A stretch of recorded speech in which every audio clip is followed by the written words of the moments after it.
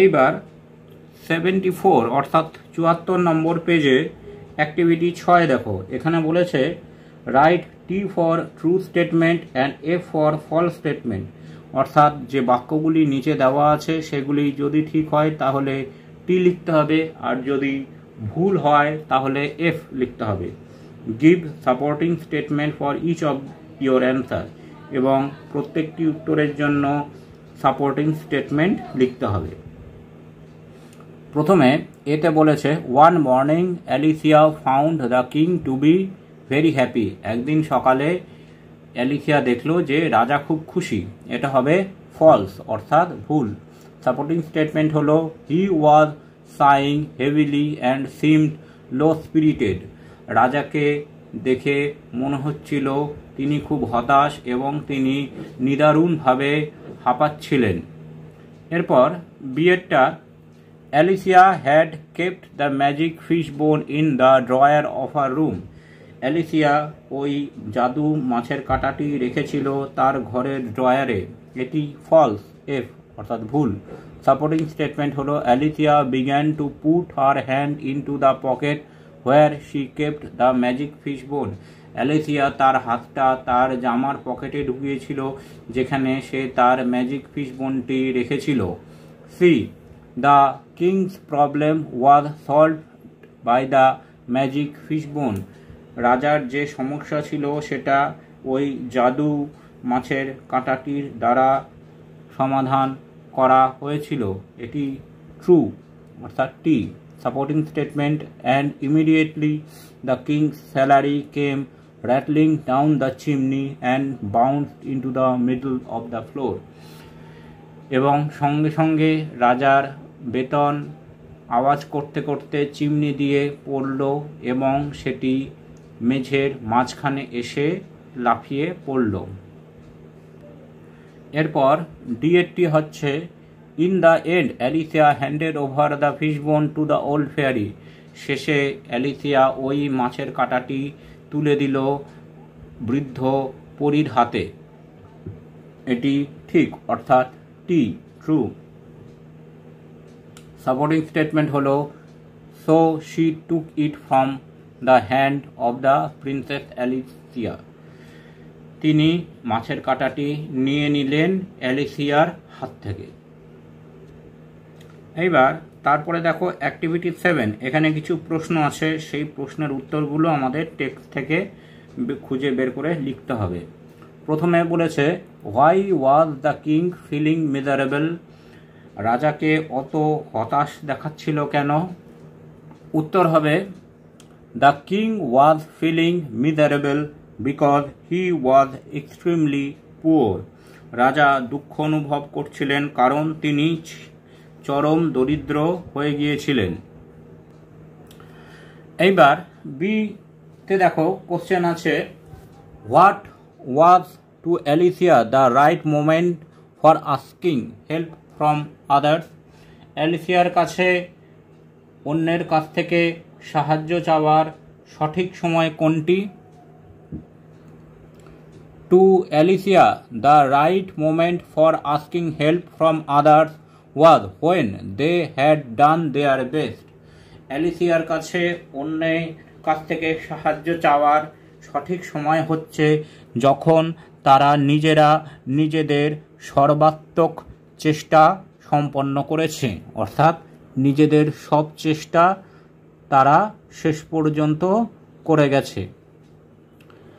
C how did the king get his salary. রাজা কিভাবে তার স্যালারি বা বেতন পেলেন? Answer Alicia took the magic fish বোন। অ্যালিসিয়া তার পকেট থেকে জাদু মাছের কাঁটাটি বের করল। গেভ এ লিটিল কিস, সেটিকে একবার চুম্বন দিল। And wished it was A salary day, এবং আশা প্রকাশ করল বা ইচ্ছা প্রকাশ করল যেন এটি বেতনের দিন হয়। The king's salary came rattling down the chimney. তখনই রাজার বেতন চিমনির মধ্যে দিয়ে আওয়াজ করতে করতে নিচে পড়ে গেল। এবার শেষ প্রশ্ন why did Grandmarina wish to make an end of the fish bone. Grandmarina ওই জাদু মাছের কাঁটাটিকে শেষ করে দিতে চেয়েছিলেন কেন? উত্তর হবে Grandmarina wish to make an end of the fish bone because it was to be used only once. Grandmarina ওই মাছের কাঁটাটিকে শেষ করে দিতে চেয়েছিলেন কারণ ওই মাছের কাঁটাটি কেবলমাত্র একবার ব্যবহার করার জন্যই ছিল। এইবার অ্যাক্টিভিটি 8A-তে দেখো, এখানে বলেছে use the words to make sentence in form of A statement, অর্থাৎ নিচে যে শব্দগুলো দেওয়া আছে 1 নম্বর এবং 2 নম্বরে, সেই শব্দগুলো দিয়ে আমাদের একটি বর্ণনামূলক বাক্য গঠন করতে হবে। তো 1 নম্বরে যে শব্দগুলি আছে সেটি দিয়ে আমরা যে বাক্যটি গঠন করতে পারি সেটি হচ্ছে the sun rises in the east, অর্থাৎ সূর্য পূর্ব দিকে ওঠে। এটি একটি বর্ণনামূলক বাক্য, স্টেটমেন্ট। তারপরে 2 নম্বরে যে শব্দগুলি আছে সেগুলো দিয়ে আমরা একটি বাক্য গঠন করতে পারি দ্য ডগ ইটস মিট, অর্থাৎ কুকুর মাংস খায়। এটিও একটি বর্ণনামূলক বাক্য। তো এই বর্ণনামূলক বাক্যগুলিকে ইংরেজিতে বলা হয় অ্যাসার্টিভ সেন্টেন্স।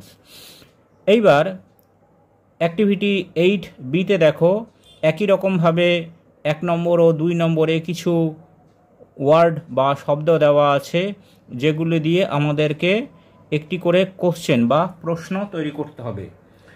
অ্যাক্টিভিটি 8B-এর 1 নম্বরে যে শব্দগুলি দেওয়া আছে সেগুলি দিয়ে আমরা এই প্রশ্নটি তৈরি করতে পারি, হোয়ার আর ইউ গোয়িং, তুমি কোথায় যাচ্ছ? এটি একটি কোশ্চেন, প্রশ্ন।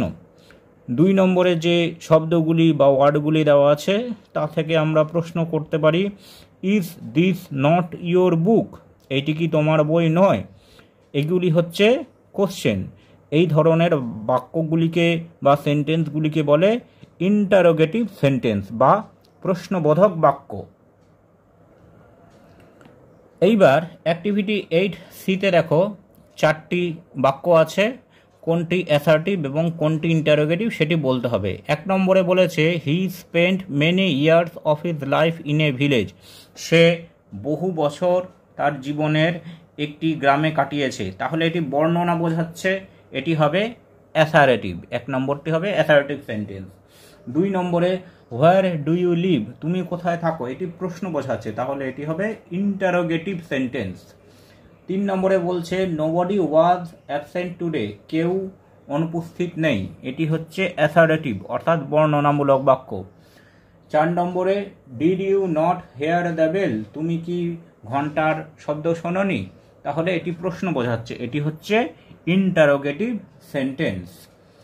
এইবার অ্যাক্টিভিটি 9A-তে বলেছে replace the underline words with their antonym, antonym অর্থাৎ বিপরীত শব্দ।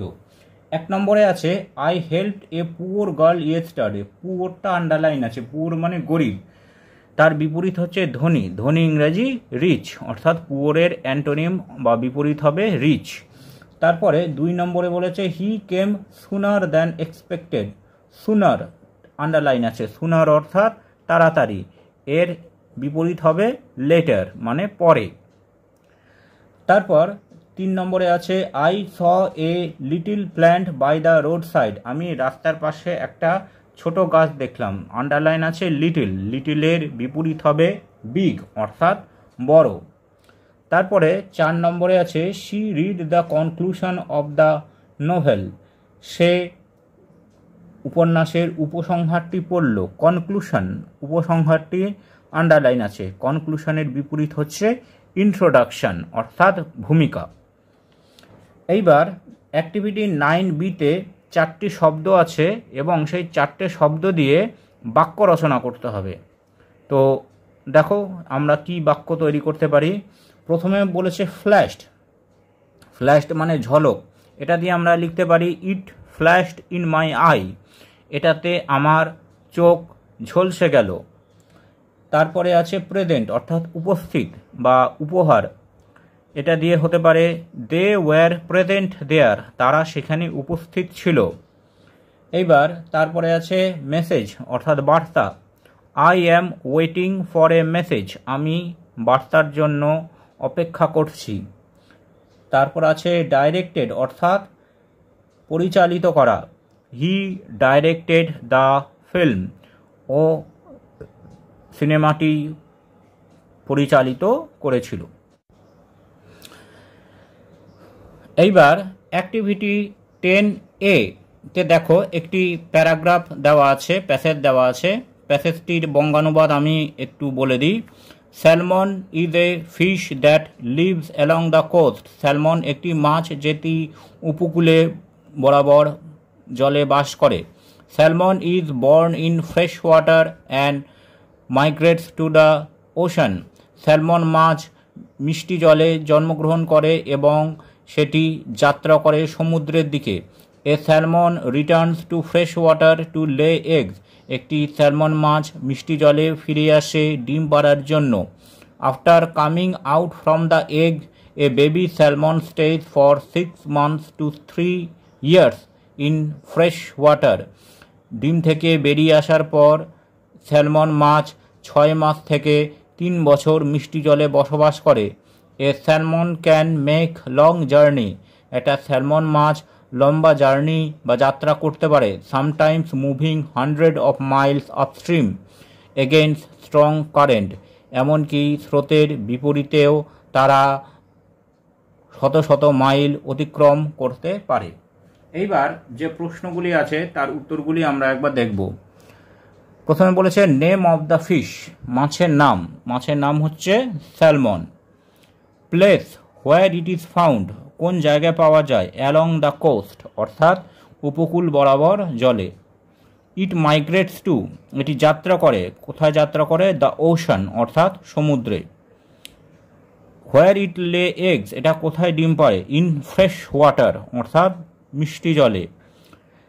Time spent in fresh water, কতদিন সে মিষ্টি জলে জীবনযাপন করে। উত্তর হবে 6 months to 3 years অর্থাৎ 6 মাস থেকে 3 বছর পর্যন্ত। তারপরে শেষ প্রশ্নটি আছে ডিস্ট্যান্স ট্রাভেল বাই স্যালমন, কতটা দূরত্ব তারা অতিক্রম করে। 100 of miles upstream against strong current, শত শত মাইল পর্যন্ত তারা অতিক্রম করতে পারে। Thanks for watching this video. তোমরা ফেসবুক এবং ইমেলে কন্ট্যাক্ট করতে পারো।